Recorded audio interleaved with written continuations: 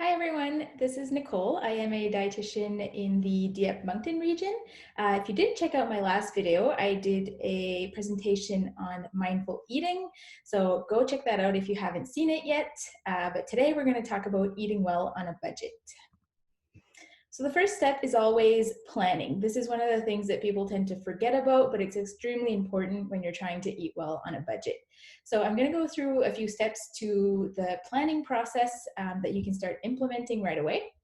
So the first thing you want to do is create a list of items that need to be used up. So go through your fridge, your freezer, your pantry, and make a list of all of the items that need to be used up, either because they're going to expire or they're going to go bad. So things like produce that you want to use up into the next week.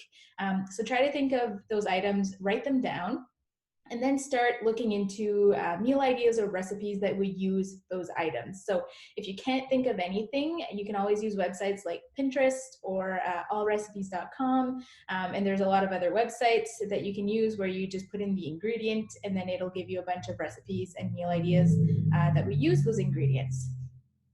After you've done this, my next recommendation, if you're trying to save money, is to check the flyers for sales. So there's apps that you can use. The example I have on here is Flip.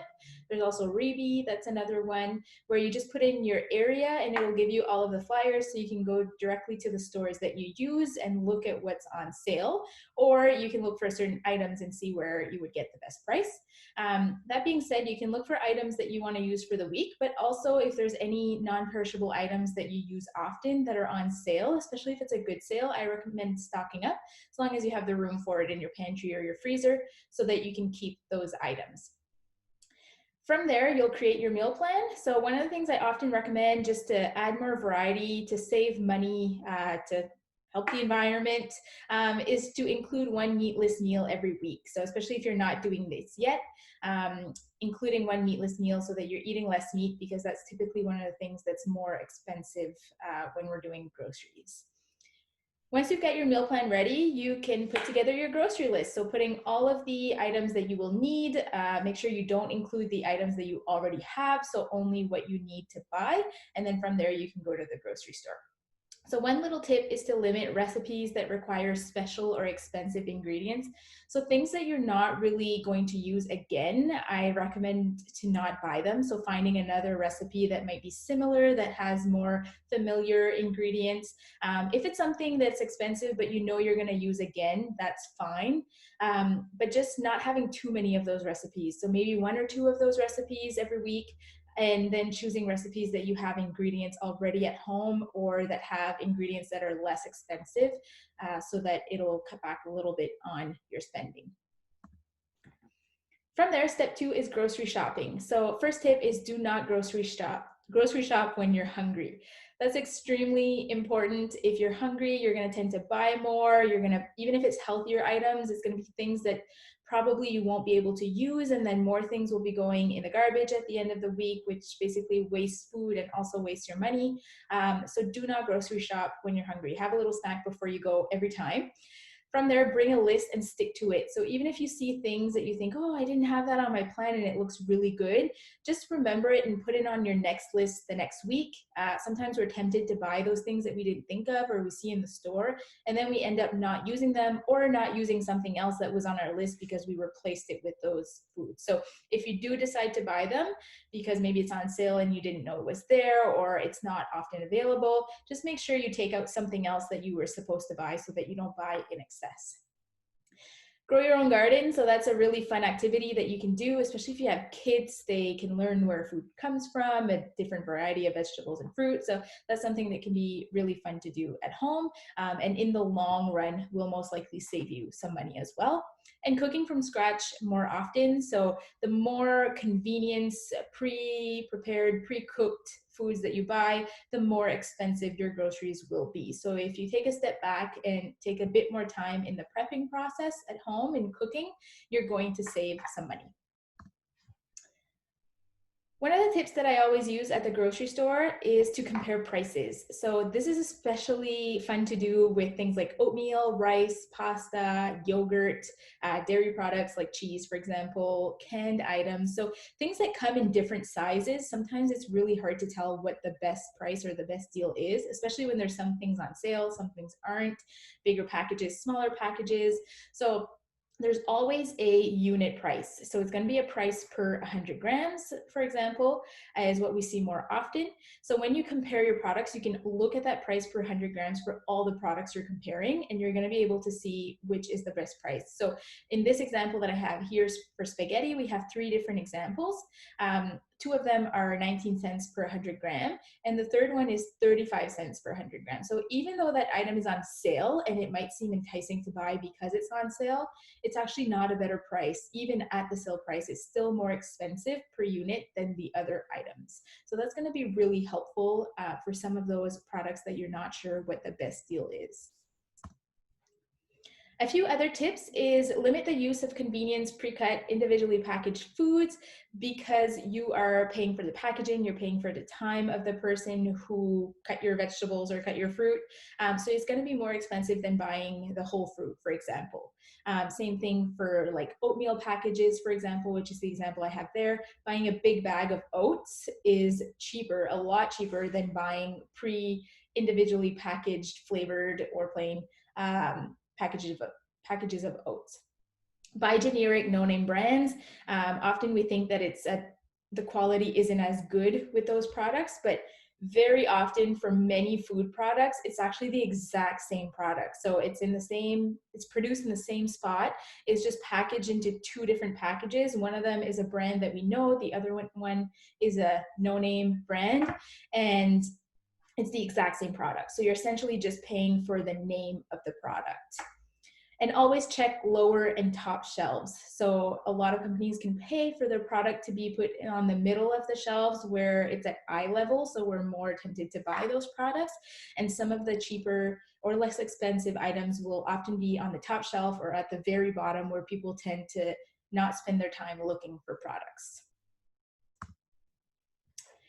Beware of front of package marketing or labeling. So we'll often see these claims on products like vegan, keto, gluten-free, paleo, organic, some of these terms that we see often on the front of the package. It doesn't always mean that it's a healthier choice. So often we see that and we think it's a healthier choice, and so we're tempted to buy it and pay more for it. It's often more expensive. But when you actually take the time to compare the labels and the ingredients, oftentimes the product next to it, which has none of these claims on the front, is the same or close to the same, or even better sometimes. And it'll be less expensive probably because it doesn't have all of those claims on it. So just be cautious that just because it has those claims does not mean that it's healthier, and it doesn't mean that it's worth more money. Now I'm going to go through the different food groups and go through a few different examples of how you can save a little bit of money, healthy items that you can buy, better choices that you can make that are a little bit more budget friendly in each category. So I'm going to start with protein options. So first of all, one of my favorite proteins is eggs. So I love eggs. I know we often use them for breakfast, but they can be used for lunch, for dinner, for snacks. So there's so many options, so many recipes. You can use eggs in a variety of ways, and they're a lot less expensive than meat. So speaking of meat, it is one of the protein options, and it's one of the most common, but it's also one of the biggest expenses in our grocery budget for most people.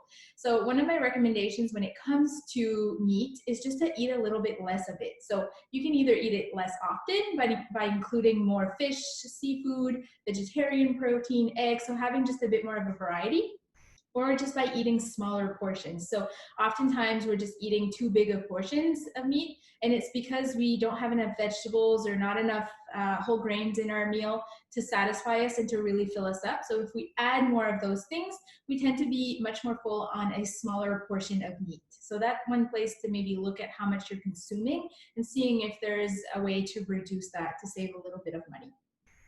So next up, we have fish. So I have some white fish here that's frozen. So that's one of my recommendations to save a little bit of money on fish, is to buy frozen fish.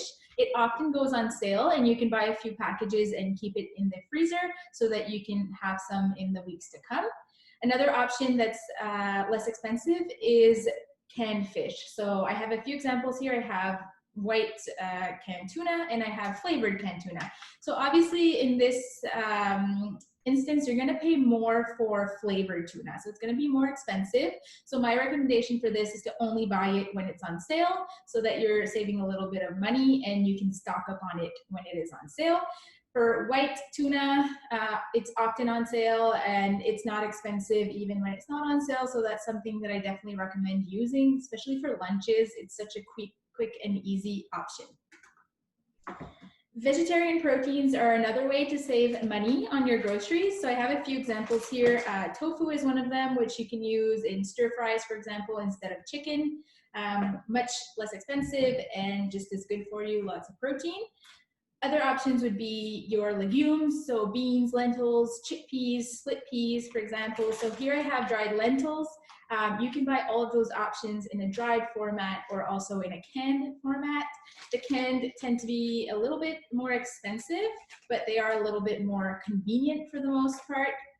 So if you do buy the canned option, you can buy them on sale. They're still not expensive when they're not on sale, but that is an option to stock up on them. I just recommend draining and rinsing them so that we get rid of any of the added sodium and liquid that's found in the canned beans, lentils, chickpeas. So that's pretty much it for protein options. Now we're going to move on to fruits and vegetables. So that should make up the bulk of your grocery list or the bulk of your diet. So it's something that I definitely recommend looking for ways to save some money so that you can include more of them. So first and foremost, what you're going to be buying fresh, I definitely recommend either the vegetables or fruit that tend to last longer. So carrots, onions, turnip, things like that that you can keep for longer and that tend to be a little bit less expensive. Also buying things, fresh produce that is local and in season, you're going to pay a little bit less than when it's not in season or when it's coming from the other part of the world. And also it's going to taste so much better. So that's a really good time to buy and use those fresh items. Other than that, I tend to go for frozen vegetables and fruit when it's the produce that's a little bit more expensive. So for example, berries, strawberries, blackberries, raspberries, blueberries, when they're in season, I do buy them fresh, but otherwise I tend to buy them frozen and I use them in recipes to mix with oatmeal, mix smoothies with them. So you can do so much with them, mix them in yogurt, but they're gonna be a lot more budget friendly than the fresh berries. Same for frozen vegetables, so things like cauliflower and broccoli, I tend to buy frozen a lot because you can do so much with them, and also the mixed veggies to use in like stir fries, for example, just because you can get a variety of vegetables in one bag and you don't have to buy a lot of everything and then end up throwing out some vegetables at the end of the week. They're also extremely convenient. You can prepare them from frozen, so they're a great time saver as well. When it comes to pre-cut vegetables, that's when I also say go for frozen. So something like this where the carrots are already cut up, just because you're going to save a little bit of money. If you buy pre-cut fruit and vegetables, you are paying a bit more. You're paying for packaging, you're paying for the time of the person who prepared it. So it's better to buy cut up fruits and vegetables either frozen or to buy the fruits and vegetables in whole. So example, watermelon, you're better off buying a whole watermelon and cutting it yourself than buying pre-cut watermelon. Might take a little bit more time, but it is going to be more budget friendly. On the note of fruits and vegetables, another thing is preventing waste. So that's another place that you can save money. So if you have vegetables, they're kind of at the end of their life, I recommend using them in stir fries or soups. So someplace where you really cook them and you won't notice that they weren't that great anymore. Obviously, if they're expired and gone, don't use them. But if they're still good, but not really good enough to eat fresh, that's when I would use them in something like a stir fry. Also preventing waste by using the parts of the vegetables that you would typically throw out. So like broccoli stalk, for example, you can keep all of that instead of throwing it out and making a vegetable broth with it, which will save you money by not having to buy broth, and then you have something that's fresh, homemade, and that tastes great. The storage of your fruits and vegetables is also important because it's going to make them last longer. So make sure to store them in their proper place. So whether it's room temperature, refrigerator, look, if you're not sure, look online where you should store the vegetables and the fruit, and then store them in the proper way, and they're going to last much longer, which means you won't have to throw them out and you won't have to buy new fruits and vegetables. You can just use up what you have. So next up we have the grain products. So I have some rice here as an example, but pretty much all grain products, you're going to save money if you buy in bulk, and also if you buy things that are not prepared or not individually packaged. So the example here I have is rice. This was a massive bag of rice, which I just put in a container. And these are individually packaged, microwavable packages of quinoa and brown rice. So obviously in this instance, I paid a lot less money for this rather than this, but this is more convenient. So that's my recommendation if you're trying to save money, is try to avoid these things. Same for oatmeal, buying a big bag of oats instead of buying the small individually packaged bags of oats. For bread, if you have a bread that you like and it's on sale, for example, or if you buy it locally, you can buy a couple extra, slice them and freeze them, and then you can just pop them from the freezer into the toaster, and they're ready to go. So you can store them in the freezer for longer. Dairy products is also a place that you want to be careful of your spending, because it does add up pretty quickly, kind of like meat. It's one of the most expensive things on the grocery list. So a few examples that I have here, yogurt to start. So buying big containers of yogurt will save you money. The only difference is you have to portion it out yourself instead of buying all the individually packaged yogurts. This is something that I always buy, the bigger tubs of yogurt, just because when you compare the unit price that we talked about earlier, there's a big difference between the two. So this will save you a lot of money. Next up, milk alternatives like almond milk, soy milk, rice milk, oatmeal, etc. I typically recommend to buy the ones that are room temperature, and that way you can buy them when they're on sale, and you can just put them in the pantry and use them, open them and use them when you need them. So it's going to save you a lot of money to buy them either in bulk or when they're on sale, and just keep them for later if you have the space. Cheese is extremely expensive. So this is one of the maybe not to do examples of buying shredded cheese. So if you want cheese, especially like the blocks of cheese or the shredded cheese, the best money saving tip I could give you is to buy the bigger blocks when they're on sale, shred it yourself, and then freeze it in smaller packages.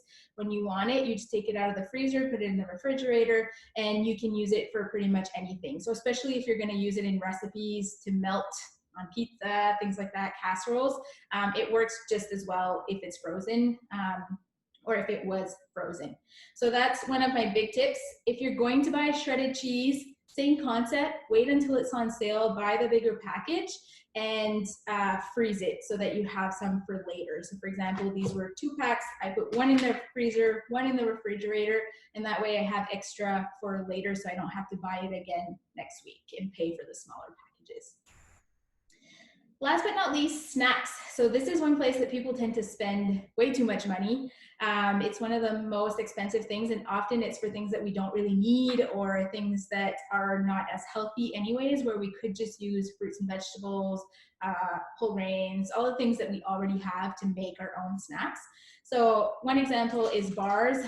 So protein bars or granola bars. It's so easy to make your own with some of these ingredients that you already have that are less expensive. So make your own granola bars, make your own protein bars to save some money. Also a great place to involve the kids in the kitchen, so they love making the energy bites or the granola bars or the protein bars, and then they get to eat them for their snacks. So it's a great way to have a family activity. And popcorn is another example I had here. So instead of buying the individual packages of popcorn that you just put in the microwave, what I do is I buy the bag of corn kernels and some little brown lunch bags. And then all you need to do is open up a brown bag, put your corn in there, roll it up a couple times, and put it in the microwave. And then you get a full bag of popcorn, which you can flavor yourself or eat it plain. But you're going to save a lot of money compared to buying the big bags of popcorn or the microwavable popcorn options.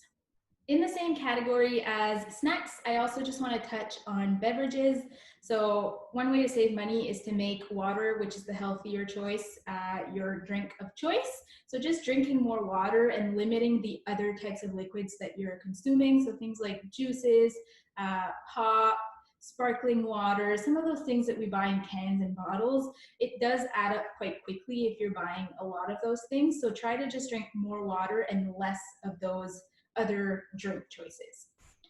So I hope you guys learned a few tips. So what I would recommend is maybe just go through your grocery list or even a few past grocery lists or past receipts if you have them, and just look at where you're spending money and using these tips that you learned today, where you could save a little bit on your next grocery and start implementing some of those tips that I've talked about today. And that way you can save a little bit of money and you can still eat healthy. So if you have any questions, feel free to reach out, and I hope you have a great day.